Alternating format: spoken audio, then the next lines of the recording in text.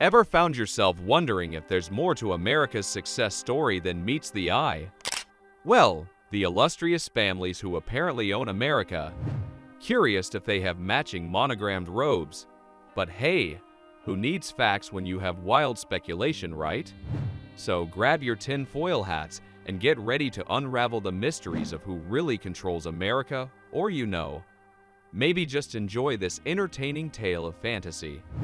The pursuit of wealth and luxury has driven humankind for centuries. For some families, attaining immense riches becomes a dynasty-defining goal. When billions of dollars are accumulated over generations, lavish lifestyles become inevitable. But how exactly do these ultra-wealthy families spend their vast fortunes? What extravagant purchases define their opulence? How does the Koch family contribute to this? What major businesses and industries have the Koch family invested in? With a net worth of over $68 billion, the Koch family has built a formidable corporate empire spanning energy, manufacturing, and investing.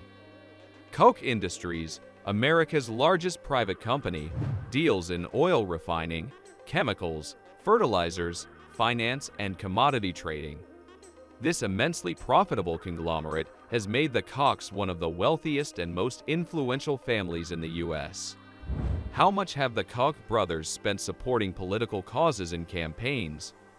The Koch brothers have spent over $1.5 billion over the past decade supporting Republican politicians and causes.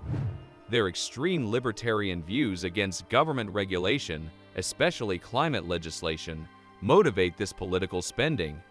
With billions to invest, the Kochs aim to shape policy debates by funding think tanks, advocacy groups, and electoral campaigns.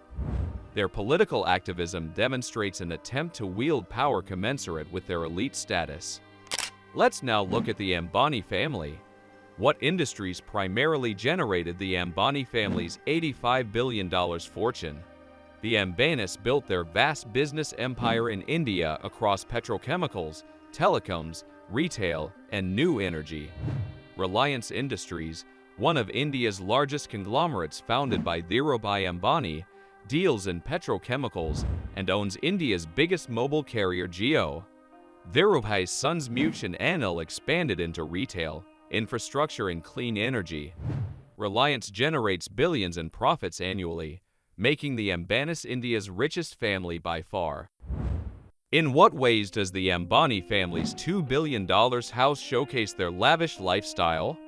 The Ambanis' luxury is epitomized by Antilia, their 27-story Mumbai mansion costing over $2 billion and deemed the world's most expensive private residence. The state-of-the-art amenities include a health spa, ballroom, 50-seat theater, terrace gardens, snow room, 3 helipads, and a 6th-floor parking garage for their 160-plus luxury cars. The imposing modernist structure overlooks the city as a testament to the Ambanis' influence and affluence. How have the Ambanis contributed to philanthropy in India despite their extravagant spending? While indulging in opulence, the Ambanis also operate the Reliance Foundation to provide health, education, and disaster relief across India. They have donated hundreds of millions to social causes like rural development, education, and healthcare access. Mukesh Ambani even pledged 75% of his wealth to charity in 2010. This generosity demonstrates that, for all their lavish lifestyle, giving back remains integral to the Ambani family identity. How about the Bettencourt family? How did Lillian Bettencourt transform her family's fortune? What industry was the key source? The Bettencourt's vast $92 billion wealth stems from L'Oreal, the world's top cosmetics company. Lillian Bettencourt inherited a stake in the firm from her father, its founder.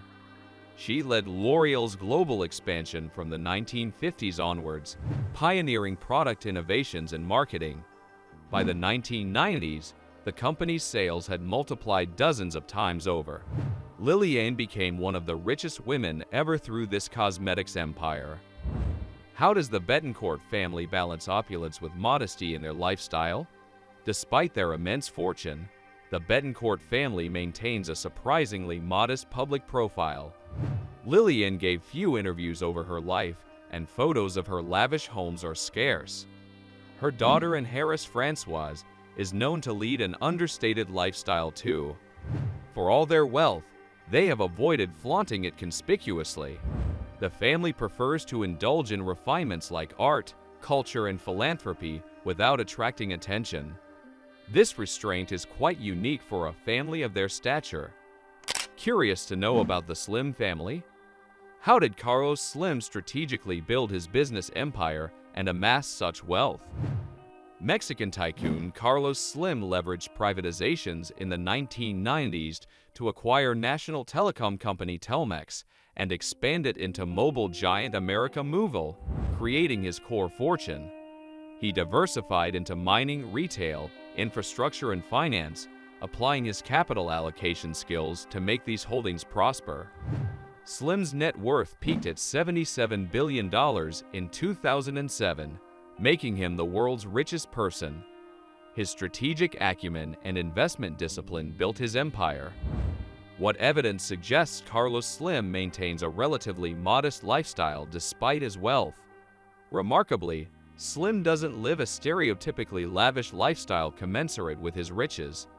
He resides in the same 6-bedroom house he bought decades ago. His annual salary is only $25,000, a minuscule fraction of his net worth. He doesn't own yachts or exotic supercars either. For Slim, the shrewd accumulation and investment of his fortune takes priority over conspicuous consumption. His frugality likely stems from witnessing major financial crises over his long career. Let's next talk about the Wertheimer family. How did the partnership between Pierre Wertheimer and Coco Chanel first take shape? In 1922, Pierre Wertheimer agreed to finance Coco Chanel's new Paris perfume business. His expertise in running department stores complemented her creative genius. Wertheimer received a controlling 70% stake in their perfume venture due to putting up capital and distribution. This allowed him to fund Chanel's ascent in luxury fashion through the perfume profits. What steps did Wertheimer take to protect his business interests as World War II loomed? With World War II impending, Pierre Wertheimer foresaw Nazi threats to his family's Jewish heritage and corporate holdings. Before fleeing France, he transferred legal ownership of Chanel to a non-Jewish businessman trusted to safeguard it. This prevented Nazi seizure of Chanel during the war. Wertheimer's prudence let him swiftly recover control after 1945 and resume Chanel's expansion. How did the early candy business ventures of the Mars family lay the foundations for future success? Candy maker Frank Mars started his first business in 1911, establishing the Mars name in sweets. His Kitchentable operation failed, but he learned lessons about product quality control and manufacturing. Later, he and his second wife launched the Maro Bar Candy in 1920, the precursor to the Mars Bar. This product propelled the fledgling Mars Candy Company toward mass production and economics of scale. And there you have it, folks. Another wild ride through the realm of conspiracy theories. But before you go digging for buried treasure or decoding secret messages in your breakfast cereal, don't forget to smash that like button, hit subscribe, and ring the notification bell so you never miss out on our next adventure into the unknown. Remember, stay curious, stay skeptical, and most importantly, stay entertained.